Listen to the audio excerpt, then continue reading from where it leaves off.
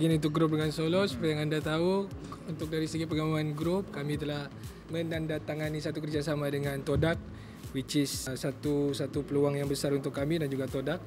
Untuk individu, insyaAllah perkembangan MK sendiri akan terus ke depan, insyaAllah. Kenapa tidak? Peluang untuk bekerjasama harus sentiasa terbuka, dan untuk MK sendiri, MK mencari peluang itu untuk bekerjasama dengan semua artis, tak kira pun apa genre tersebut, tak kira pun artis mainstream maupun artis underground sendiri.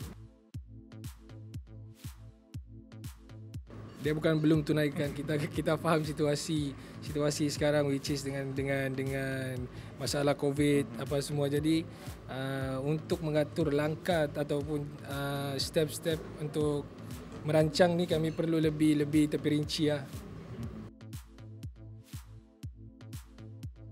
Tidak jadi buruan dan tidak memilih. Sebenarnya dia konsep kepada arah kerjasama tu sebenarnya.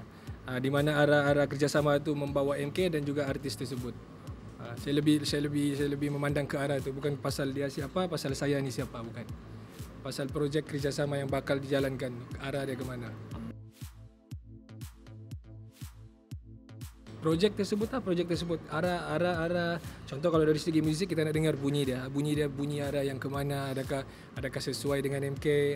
Kita pun kena pilih, sebab MK pun bukan terlalu selesa dengan apa yang MK ada. MK perlu belajar terlebih dahulu untuk bekerjasama, untuk memperbaiki diri ini.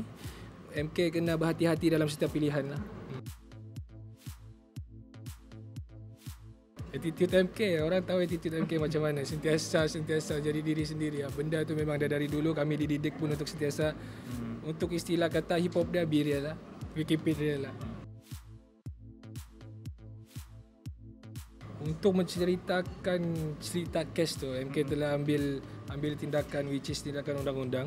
Dan untuk pihak di sebelah sana, harap diorang memberi kerjasama lah, sebab untuk MK membuka cerita ni, dia akan melibatkan banyak pihak, which is pihak di sebelah sana akan terkesan dengan orang yang sekeliling dia. Jadi MK tak nak benda tu terjadi, jadi MK tumpukan terhadap individu itu sahaja. Dah? So polis kata macam adakah yang akan menyiasat ataupun polis dah memanggil individu? Menunggu keputusan dari saya macam mana saya nak proceed, sebab buat masa sekarang kita still ada kerjasama yang agak okey, boleh dikatakan okey lah dari pihak sebelah sana. Jadi jika pihak sebelah sana tidak memberi kerjasama, mungkin MK akan proceed benda yang seterusnya lah. Saya ni jenis yang mau lihat semua orang senang, mau lihat semua orang gembira. Jadi dengan apa tindakan yang dibuat ni agak sedikit mengecewakan sebenarnya. Tapi untuk hubungan sebagai kawan, saya tidak pernah menganggap dia ni sebagai musuh. Tapi sedikit kecewa dengan perbuatan dia, dan sampai sekarang saya masih macam memohon kerjasama dari dia, masih menganggap dia sebagai kawan. Jadi cuma menginginkan kerjasama dari dia, itu sahaja.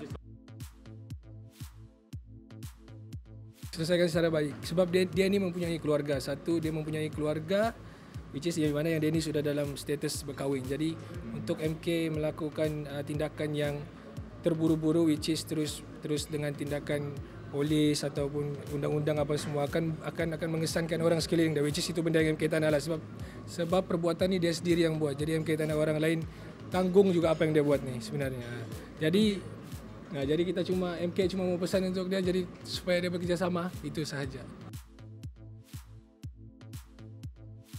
Sebelum isu ni selesai pun MK sudah maafkan dia sebenarnya. MK sebenarnya dari awalnya tu MK tidak ambil peduli pun.